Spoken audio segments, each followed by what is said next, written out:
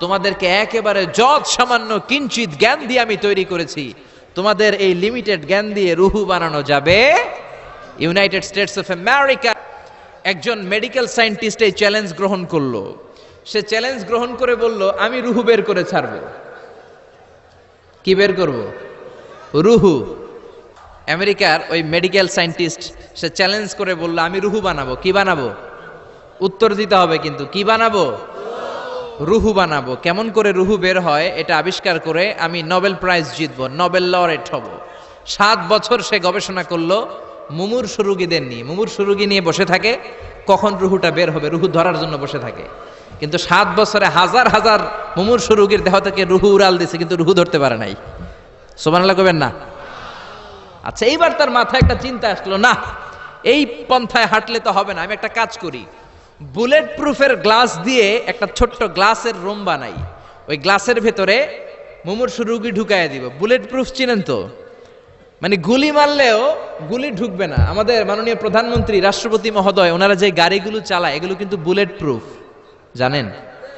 গুলি মারলে গুলি ঢুকে না। তো উনি বুলেট প্রুফ গ্লাস দিয়ে, টেম্পার্ড গ্লাস দিয়ে ছোট্ট একটা রুম বানালেন, কাচের গ্লাস। উনি মনে মনে ভাবলেন, মুমূর্ষু রোগী যদি এই কাচের গ্লাসের ভেতরে ঢুকাই, যেহেতু বুলেট প্রুফ, কিছু ঢুকেও না, বাইরে হয় না, রুহু বাইরে কেমনে দেখি। তো কাচের গ্লাস বানিয়ে তার টিমের সবাইকে বলল, আইসিইউ থেকে একটা মুমূর্ষু রোগীকে ধরে আনো, আজকে আমি রুহু ধরে ছাড়ুম। তো মুমূর্ষু রোগীকে আনা হয়েছে ইন্টেনসিভ কেয়ার ইউনিট থেকে, তাকে কৃত্রিম অক্সিজেন দিয়ে লাইফ সাপোর্টে রাখা হয়েছে। মেডিকেল টিমের প্রধান বলে, এই লোকটারে এই বুলেট প্রুফ গ্লাসের যে ছোট্ট রুম, এটার ভিতরে ঢুকানোর আগে চেক হিজ বিপি, তার বিপি মাপ, ব্লাড প্রেশার মাপ। তো মেপে দেখে ঠিক আছে। ওজন মাপ, বলে ওজন মাপা হলো, ওজন হচ্ছে 80 কেজি, 80 কিলোগ্রাম। কত কেজি? 80। সবাই বলেন কত কেজি? 80 কেজি। এবার মেডিকেল টিমের প্রধান বলে, মুমূর্ষু রোগীটার ভিতরে ঢুকিয়ে দে। ঢুকানো হলো। এবার সে বলল, লাইফ সাপোর্ট খুলে ফেল। সবাই বলে, স্যার লাইফ সাপোর্ট খুলে ফেললে তো মরে যাবে। মেডিকেল টিমের প্রধানকে মারার জন্যই তো আনছি, এটার না মারলে আমি রুহু পামু কেমনে? এটা রুহুটা তো বের করতে হবে দেহ থেকে। তো যেই কথা সেই কাজ, ঢুকানো হলো, লাইফ সাপোর্ট খুলে ফেলা হলো। লোকটা গ্লাস ফিটিং করা রুমের ভেতরে ছটফট ছটফট করতে করতে দুনিয়া থেকে বিদায় নাই। এবার মেডিকেল টিমের প্রধান রুহু খুঁজতেছে, দুনিয়া থেকে বিদায়, তার মানে তো রুহু বের হয়ে গেছে, কিন্তু রুহু আর খুঁজে পায় না। গ্লাসের এই দিকে তাকায়, ওই দিকে তাকায়, নিচে উপরে, ডানে বায়ে, সামনে পেছনে, কোথাও রুহু নাই। রুহু খুঁজে পাওয়া যায় না। সে ভাবলো, আমি গ্লাসের দরজাটা খুলে হাত দিয়ে এরকম বাইং মাছ যেমনে হাতায়, এরকম হাতাইলে হয়তো রুহু পাবো। তো কাচের গ্লাস খুলে হাত দিয়ে এরকম হাতানো শুরু করলো। হাতাতে হাতাতে পুরো গ্লাস ফিটিং করা রুমের ভিতরে সব খুঁজে ফেললো, কিন্তু রুহু খুঁজে পাওয়া যায় নাই। লোকটাকে বের করা হলো। উনি বললেন, চেক হিজ বিপি, বিপি মাপতো। সবাই বলে, স্যার এটা তো ময়রা ভূত হয়ে গেছে, এখন তো বিপি নাই। বিপি বুঝেন তো? Blood pressure. এই যে ধাক্কাটা, অলিন্দ নিলয়, সিস্টলিক ডায়াস্টলিক, জন্মের পর থেকেই আমাদের এই যে দম নেয়া আর দম ছেড়ে দেওয়ার খেলাটা আছে না নাই? কথা বলেন। এই যে ফুসফুস দম নেয়, দম ছেড়ে দেয়। শীতের রাতে আপনি কম্বল গায়ে দিয়ে ঘুমায় যান, আপনার দমও কি ঘুমায় যায়? আপনার দম ঘুমাইলে তো আপনি ঠুস।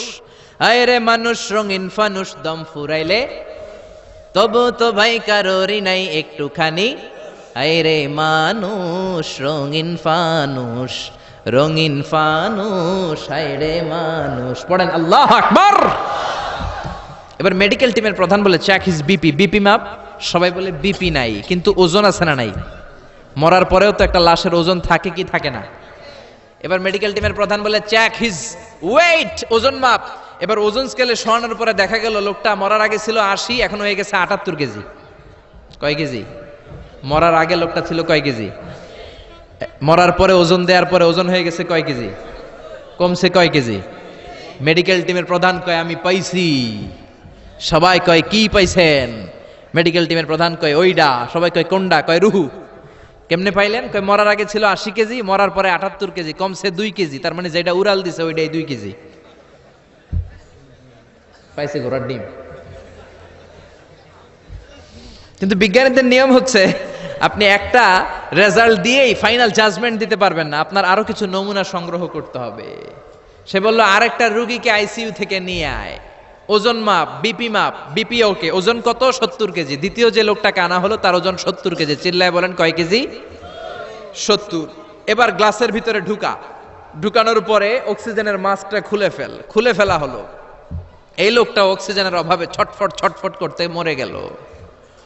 মরার পরে আবার রুহু খুঁজে, কিন্তু গ্লাসের ভিতরে রুহু নাই। এই লোকটাকেও বের করে মেডিকেল টিমের প্রধান বলে চেক হিজ বিপি মাপ। সবাই বলে বিপি নাই, কিন্তু ওজন আছে না নাই? এই লোকটার ওজন মরার আগে কত কেজি?